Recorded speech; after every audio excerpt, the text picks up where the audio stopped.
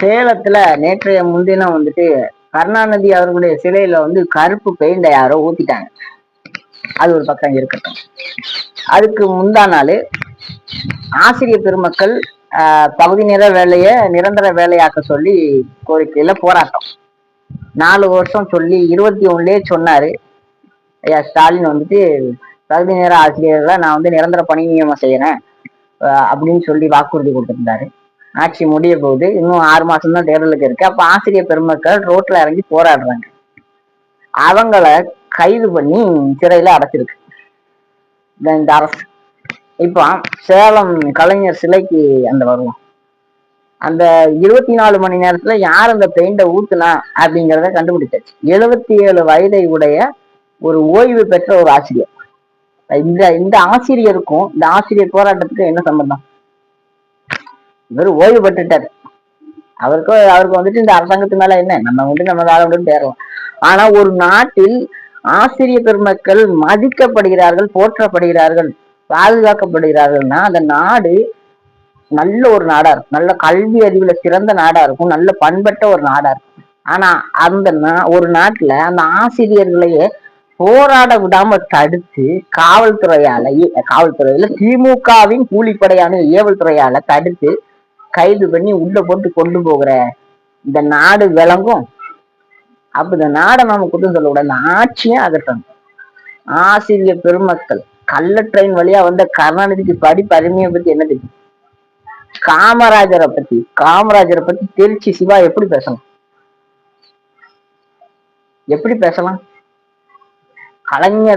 கலைஞர்கிட்ட காமராஜர் வந்து சொன்னாராம், கையை பிடிச்சி வச்சுக்கிட்டு, கருணாநிதி நீதான் எனக்கு அப்புறம் இந்த நாட்டை பாதுகாக்கணும்னு சொன்னாராம். எவ்வளவு தைரியம்டா இருக்கும் உங்களுக்கு? ஏன்னா இந்த மண்ணுல ஒரு தலைவன், சிறந்த ஒரு அரசியல் தலைவன்னா காமராஜர் தான். நீ என்னதான் இதே காமராஜரை இந்த இந்த கருணாநிதி அவர்கள் வந்துட்டு எரும மாடுன்னும் என்னென்னலாம் அவருக்கு பல அதெல்லாம் சொல்லக்கூடாது. எவ்வளவு திமிரு, எவ்வளவு ஏத்மா இருக்கும் இந்த கருணாநிதி. இந்த கருணாநிதி மாதிரி இன்னைக்கு பெயிண்ட் அடிச்சாரு.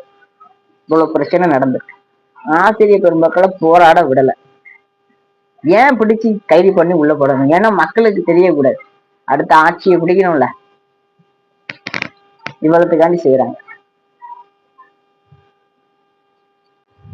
கலைஞர் சிலை மேல வந்து கருப்பு பெயிண்ட யாரோ ஊத்திட்டாங்க அப்படின்னு 24 மணி நேரம் வலை வீசி தேடி 77 வயது நிரம்பிய ஒரு ஓய்வு பெற்ற ஒரு ஆசிரியரை கைது பண்ணி வழக்கு பதிவு பண்ணிட்டாங்க இந்த அரசு. திருப்புவனத்துல அஜித் குமாரை கொல்ல சொல்லி சொன்ன நிகிதாவை இந்த அரசு கைது பண்ணல. எப்படி கைது பண்ணல? இருக்கு. யார கைது பண்ணி உள்ள போடணுமோ அவளை போடாம அவ யாரு? நிக்கிட்டா யாரு? ஸ்டாலின் யாரு? அத்தை பொண்ணா மாமன் பொண்ணா? எதுக்கு இன்னும் கைது பண்ணல? ஆசிரியர் பெருமக்கள் கைது. அந்த பெயிண்ட ஊத்துனதுக்கு 77 வயது நிரம்பிய ஒரு முதியவர் கைது. ஏன் ஊத்துனாரு அவரு?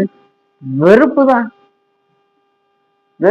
ஒரு பாட்டி, ஒரு 80 வயசு தாண்டின ஒரு பாட்டி பதாகையை பார்த்து செருப்பை கழட்டி வீசுது ஸ்டாலின் மூஞ்சில. ஏன்? ஸ்டாலினுக்கு அந்த பாட்டிக்கு என்ன விஷயம்? வெறுப்பு. இவ்வளவு காவல்துறை அரக்கன் போல இந்த காவல்துறை ஏவல் துறையா மாறி யாரையாரும் கைது பண்ணணும்னு சொல்றவங்கள ஃபுல்லா போய் ஓடி போய் கைது பண்ணுத. காவல்துறைக்கு மக்களுக்கும் எதுவும் வன்மமா? இல்ல.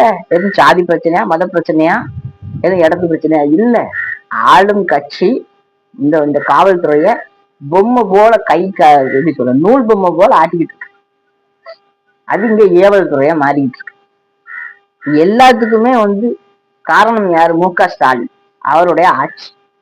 அந்த ஆட்சியில இருக்கக்கூடிய தாக்கத்தினால மக்கள் செருப்பு கொண்டு எரிகிறதும் பெயிண்ட் எடுத்து சிலையில ஊத்துறதும் நிறைய நடக்கும். அதுக்கு கைது பண்ணி உள்ள போட்டாச்சு. இப்ப நிக்கிதா வெளியே சுத்திக்கிட்டு இருக்காவோ, அவ மறுபடியும் பிரின்சிபலா போயிட்டா, பேராசிரியரா அந்த காலேஜுக்குள்ள போயிட்டா. அவளுக்கு அவளை வரவேற்பு அதெல்லாம் இருக்கு. எப்படிப்பட்ட சமூகத்துக்குள்ள கட்டமைச்சிட்டு இருக்கான் பாருங்க.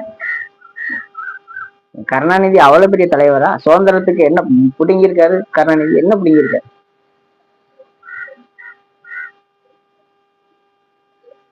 காமராஜர் கருணாநிதி கைய பிடிச்சு காமராஜர் சொன்னாராம், நீங்க தான் நம்ம தமிழ்நாட்டை பாதுகாப்பா பாத்துக்கணும் அப்படின்னு காமராஜர் கருணாநிதி கிட்ட சொன்னாராம். திமுக அந்த 200 ரூபாய் பேர் சொல்லிட்டாங்க, மன்னிப்பு கேட்கணும் நாடா சங்கம் சொல்லுது. எதோடடா எதோட சந்தனத்தை சாக்கடையோட ஒப்பிடலாமா? கள்ள ட்ரெயின் வழியா ஏறி வந்த கருணாநிதியும் இந்த மண்ணுக்காக, இந்த மக்களுக்காக, இந்த நாட்டுக்காக 9 ஆண்டுகள் சிறைப்பட்டு தன் வாழ்நாள இந்த நாட்டுக்காகவே கழித்த ஒரு மகன் எப்படி நான் சொல்றேன்ல, ஒரு ஒரு வன்மத்தை கட்டிட்டு இருக்கு இந்த அரசு தமிழ்நாட்டு மக்கள் மேல.